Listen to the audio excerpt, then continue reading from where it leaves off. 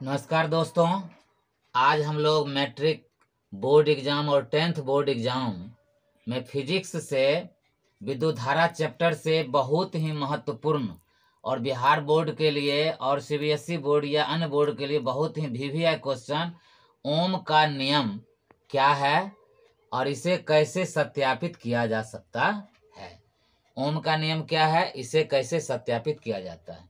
तो सबसे पहले हम लोग जान लें कि जॉर्ज साइमन ओम जो बहुत बड़े भौतिक शास्त्री थे, उन्होंने एक नियम प्रतिपादित किया था जिसे उनके सम्मान में ओम का नियम कहा जाता है, लॉ ऑफ ओम। वह नियम क्या है? यदि किसी चालक का ताप अचर हो तो उसमें प्रवाहित विद्युत धारा उसके सिरों के बीच आरोपित विभवांतर के समानुपाती यानी प्रोपोर्शनल होती है, अर्थात I प्रोपोर्शनल V। इसको सरल भाषा में यदि हम समझ लें तो ओम साहब ने ये कहा था कि यदि कोई चालक तार है, उसमें ताप अचर है यानी ताप बदले नहीं, टेम्परेचर उसका बदले नहीं, टेम्परेचर कांस्टेंट हो, बदले नहीं, तो उसमें जो धारा प्रवाहित होगी वह उसके सिरों के बीच, यानी जैसे मान के चलिए चालक तार है तो यहाँ और यहाँ दो सिरे इसके हैं। जैसे मान लिया जाए इसका ए सिरा है और बी सिरा है, तो ए और बी सिरों के बीच जो विभवांतर होगा भी उसके समानुपाती धारा होगी, अर्थात भी का मान बढ़ेगा तो धारा का मान भी बढ़ेगा, भी का मान घटेगा तो धारा का मान भी घटेगा। अर्थात विभवांतर का मान यदि 2 है, धारा का मान 3 है, तो विभवांतर यदि 2 दूना 4 हो गया, 2 गुने हो गई, तो धारा भी 3 दूनी 6 हो जाएगा। यानी अगर ये दुगुने तो ये भी दुगुने, ये अगर तिगुने तो ये भी तिगुने, ये अगर आधे तो ये भी आधी, ये अगर चौथाई तो ये भी चौथाई। यही ओम साहब ने कहा था, अर्थात भी प्रोपोर्शनल I कहा था। यानी I प्रोपोर्शनल भी, या दूसरे स्वरूप में कह सकते हैं इस समानुपाती को अगर हटा दिया जाए तो बराबर हम देते हैं तो एक प्रतिरोध नियतांक से गुना करेंगे, यानी I बराबर हो जाएगा V बट्टे R, जहां R जो है अचर ताप पर नियतांक है, यानी ये R जो है अचर ताप पर, यानी ताप बदले नहीं, और उस अचर ताप पर ये कांस्टेंट है, नियतांक है, जिसे चालक का प्रतिरोध यानी R को रेसिस्टेंस भी कहा जाता है। तो ये ओम का नियम हो गया। अब हम लोग चलेंगे अगला जो प्रश्न का भाग है उस पर कि उसको हम सत्यापित कैसे कर सकते हैं। तो प्रयोग के द्वारा ओम के नियम का सत्यापन। यहाँ पर एक चित्र हम लोग देख रहे हैं, और यह चित्र है जिसमें यह दिखाया गया है कि एक परिपथ को सजाया गया है। इस परिपथ में यहाँ पर ए जो लिखा हुआ है बीच में गोल करके, ए का मतलब है कि एमीटर को, जो एमीटर जो है विद्युत धारा को मापने का काम करता है। तो ये देखिए प्लस इधर माइनस, और फिर इसको इस तार को आगे बढ़ाया गया है। यहाँ पर P और Q बिंदु के बीच एक नाइक्रोम के तार को जोड़ दिया गया है, ये नाइक्रोम का तार है।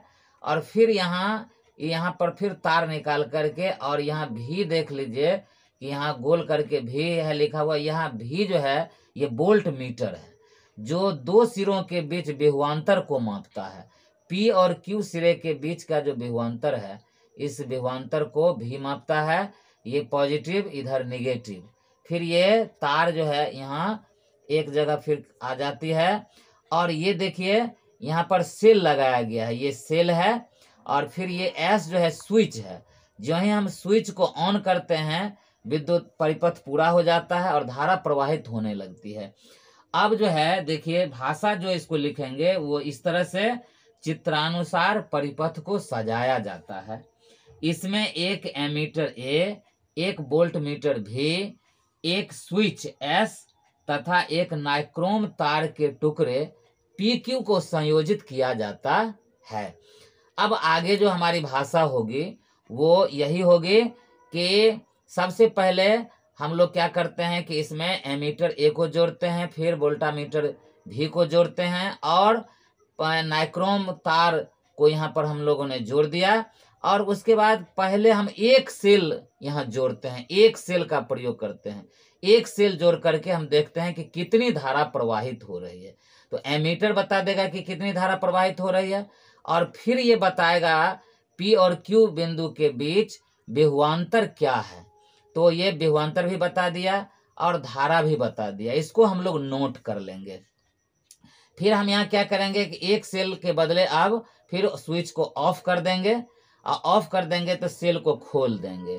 अब एक सेल के बदले दो सेल लगा देंगे, दो सेल लगाएंगे, फिर देखेंगे विद्युत धारा प्रवाहित कितनी हो रही है, फिर दोनों सिरों के बीच विभवांतर कितना है। दोनों को फिर से हम लोगों ने नोट कर लिया। पहली स्थिति एक सेल में थी, उसमें भी हम लोगों ने नोट कर लिया। मान लीजिए कि जब हम एक सेल को जोड़ रहे थे और स्विच को ऑन किए तो विद्युत धारा, मान लीजिए कि हमारा मतलब विभवांतर, दोनों सिरों के बीच विभवांतर 2 वोल्ट है और विद्युत धारा 4 एम्पियर प्रवाहित हो रही है। तो इसको हम लोगों ने नोट कर लिया। फिर हम एक सेल को खोल करके, स्विच को ऑफ करके एक सेल खोल के फिर दूसरा 2 सेल लगाए, स्विच को ऑन करेंगे तो मान लिया कि अब यहाँ पर विभवांतर हो गया 3 ओम। तो हम लोगों ने देखा कि धारा का मान भी बढ़ गया। अब धारा जो है वो 6 एम्पियर प्रवाहित हो रहा है।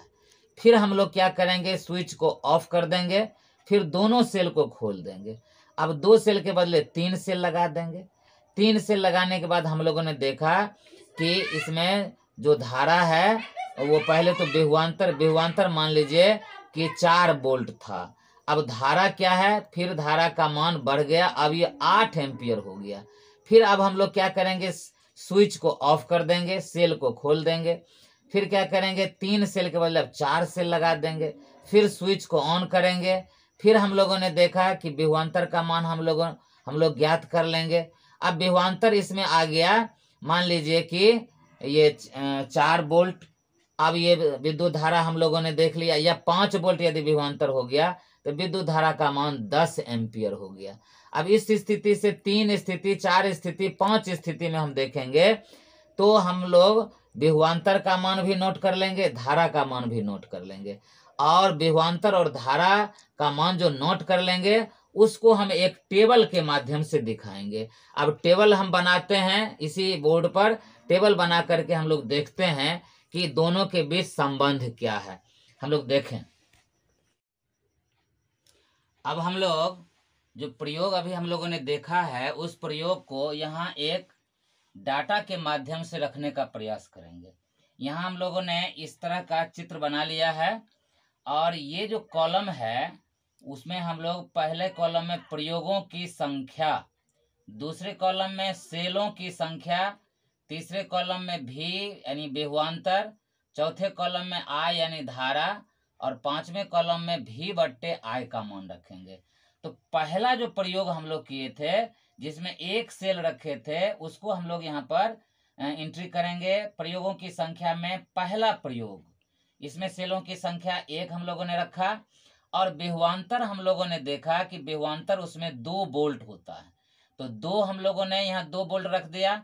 और उसमें धारा का मान हम लोगों ने प्राप्त किया आई, यानी 4 इसमें धारा आ गई, 4 एम्पियर धारा आ गई। तो फिर भी बट्टे आई का मान हम लोगों ने निकाल लिया, यानी 2/4, यानी 2/4 को काटेंगे तो 1/2। फिर अब अगला प्रयोग है प्रयोगों की संख्या।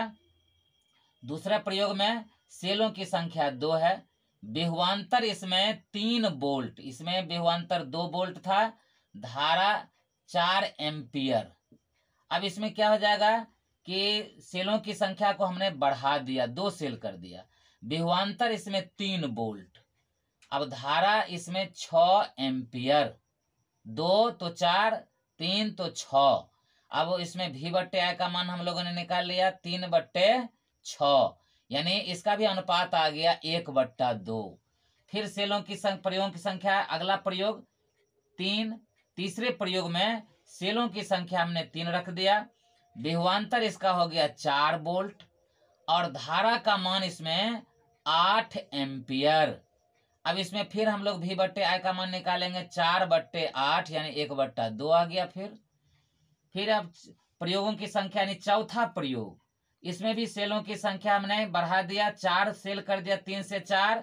अब विभवांतर इसमें आ गया 5 वोल्ट, धारा इसमें आ गया 10 एम्पियर। और फिर हमने V बट्टे I का मान निकाल लिया 5/10 यानी 1/2। फिर अब हम लोगों ने क्या किया कि अगला प्रयोग पांचवें नंबर का, फिर इसमें सेलों की संख्या बढ़ा दिए 5 सेल, फिर इसका विभवांतर 6 वोल्ट और धारा का मान 12 एम्पियर। फिर इसमें हमने V बट्टा I का मान निकाला 6/12 यानी 1/2। इस तरह से पहले प्रयोग में भी 1/2, दूसरे प्रयोग में भी 1/2, तीसरे में भी 1/2, चौथे में भी 1/2, पांचवें में भी 1/2। अर्थात सेल की संख्या हम बढ़ाते गए, लेकिन दोनों का अनुपात V और I का जो अनुपात है वो कांस्टेंट आता रहा, यानी 1/2, 1/2, 1/2, 1/2। यानी हर स्टेज में दोनों का जो मान है V और I का जो अनुपात है वो कांस्टेंट है या सेम अनुपात आया। यही जो सेम अनुपात है इसको दूसरे शब्द में लिख सकते हैं V बट्टा I बराबर नियतांक। जिस नियतांक को हम लोग यहाँ R कहते हैं, और ये इसका अर्थ हो गया कि V बट्टे I बराबर R। यानी अब इसी चीज को, इसी तथ्य को हम ग्राफ के माध्यम से भी रख करके इसके और स्पष्ट कर सकते हैं। तो ग्राफ में क्या करते हैं कि इसमें हम लोग 2 एक्सिस लेते हैं, एक x एक्सिस और एक y एक्सिस। तो ये हमारा x है, x डैश, y डैश। हमने x एक्सिस पर विभवांतर को रख लिया V को, और y एक्सिस पर हमने धारा यानी I को रख लिया। अब इसी का जो हमारा ये जो मान निकला है, इस मान को हमने यहाँ पर पुट कर दिया। अब x एक्सिस पर 1, 2, 3, 4, 5, 6, y एक्सिस पर 2, 4, 6, 8, 10, 12। ठीक है। अब हमारा क्या है कि V हम देखते हैं, V हमारा 2 है, तो V को हम यहाँ पर डिनोट किए 2, और हमारा इसी में I का मान है 4, तो I हम y एक्सिस पर I लेते हैं, और यहाँ 2, 4, तो 4 से आगे हम इसको डॉट डॉट डॉट करके बढ़ाएंगे, फिर 2 से ऊपर इसको डॉट डॉट करके बढ़ाएंगे, दोनों कट जाएगा। यहाँ इस कटान बिंदु को हम घेर देंगे, 2, 4 हम लिख देंगे। फिर अब अगले स्टेप में 3 और 6, तो फिर हमारा विभवांतर 3 है, इसको ऊपर की ओर बढ़ाएंगे, फिर धारा 6 है, इसको आगे की ओर बढ़ाएंगे, दोनों का कटान बिंदु यहाँ है, इसको घेर देंगे, 3, 6 लिख देंगे। फिर हमारे अगले स्टेप में 4 और 8 है, तो हम लोग विभवांतर 4 लिख दिए, इसको आगे डॉट डॉट करके बढ़ाए, धारा 8 इसको आगे की ओर बढ़ाए, दोनों का कटान बिंदु 4, 8 लिख दिए। फिर 5 और 10, तो 5 जो है विभवांतर 5 है, इसको फिर आगे की ओर ऐसे से डॉट डॉट करके बढ़ाए, और इसको धारा को I, इसको आगे की ओर डॉट डॉट करके बढ़ाए, दोनों का कटान बिंदु ये है 5, 10 लिख दिए। फिर अगले स्टेप में 6 और 12, तो 6 है यहाँ विभवांतर, इसको हम लोग आगे डॉट डॉट करके बढ़ाए, और 12 को आगे की ओर डॉट डॉट करके बढ़ाए। तो दोनों का जो कटान बिंदु है, इसको ऊपर की ओर बढ़ाए, इसको आगे की ओर बढ़ाए, और जो कटान बिंदु इसको 6, 12 लिख दिए। इस तरह से जो हम घेरे हैं उस सबको एक बिंदु से मिला दिए। यहाँ ओ से हम लोगों ने एक सरल रेखा के रूप में पाया, देखा कि ये सभी जो है एक ही सरल रेखा में मिल रहे हैं, और यही जो है हमारा विभवांतर और धारा का जो अनुपात है वह एक सरल रेखीय अनुपात है। सरल रेखीय अनुपात ये बताता है कि ये बट्टा ये जो होगा, यानी विभवांतर बट्टा धारा का मान जो होगा एक नियत मान होगा, नियतांक होगा, अर्थात V बट्टे I बराबर नियतांक अर्थात R। तो इस तरह से हम लोग V बट्टे I बराबर R नियतांक, इस तरह से हम लोग सत्यापित कर लेते हैं प्रयोग के माध्यम से, और ये ग्राफीय विधि में इसको डिनोट कर लेते हैं, और यहाँ पर हम लोग लिख देंगे प्रमाणित। और इस वीडियो को हम लोग बार बार देखेंगे, तो ये जो क्वेश्चन है VVI क्वेश्चन है, और बिल्कुल आसानी से हम परीक्षा में लिख सकते हैं और फुल मार्क्स हम प्राप्त कर सकते हैं। आप सभी को अंत तक वीडियो देखने के लिए बहुत बहुत धन्यवाद। चैनल पर नए हैं तो सब्सक्राइब कर लें, इसको अधिक से अधिक शेयर करें, लाइक करें, कमेंट्स करें। आप सभी को एक बार फिर से बहुत बहुत धन्यवाद।